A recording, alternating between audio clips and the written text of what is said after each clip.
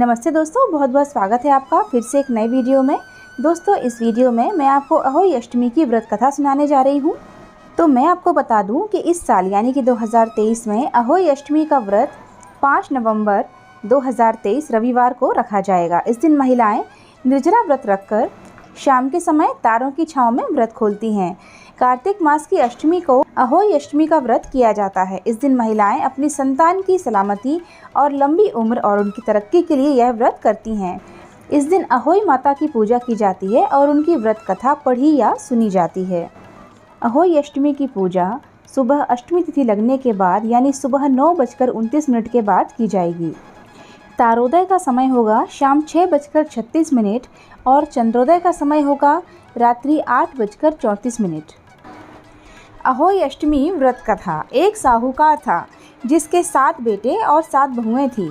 दिवाली से पहले कार्तिक अष्टमी को 7 बहुएं अपनी इकलौती ननद के साथ जंगल में जाकर खदान में मिट्टी खोद रही थीं।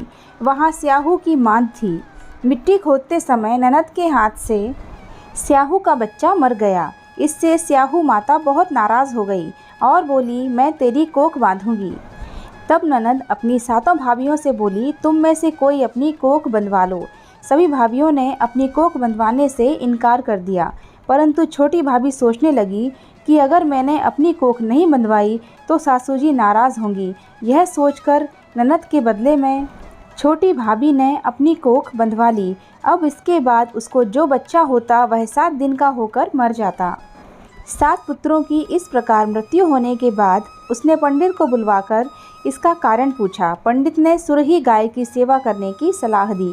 सुरही सेवा से प्रसन्न होती है और छोटी बहू से पूछती है कि तू किस लिए मेरी इतनी सेवा कर रही है और वह उससे क्या चाहती है। तेरी जो कुछ इच्छा हो वह मुझसे मांग ले।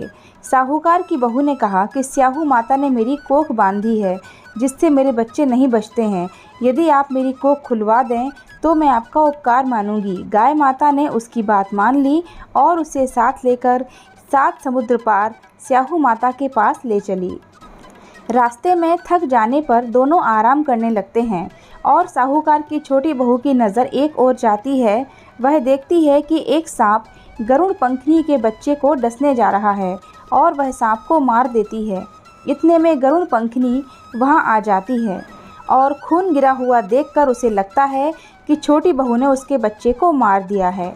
इस पर वह छोटी बहू को चोंच मारना शुरू कर देती है। छोटी बहू इस पर कहती है कि उसने तो उसके बच्चे की जान बचाई है। गरुड़ पंखनी इस पर खुश होती है और सुरही सहित उन्हें स्याहू के पास पहुंचा देती है। वहां छोटी बहू स्याहू की सेवा भी करती है। स्याहू छोटी बहू की सेवा से प्रसन्न होकर छोटी बहू को 7 पुत्र और 7 पुत्र वधुओं का आशीर्वाद देती है और कहती है कि घर जाने पर तू अहोई माता का उद्यापन करना। 7 अहोई बनाकर 7 कड़ाही देना। उसने घर लौटकर देखा तो उसके 7 बेटे और 7 बहुएं बैठी हुई मिली।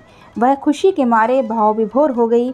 उसने 7 अहोई बनाकर 7 कड़ाही देकर उद्यापन किया। अहोई का एक अर्थ यह भी होता है अनहोनी को होनी बनाना।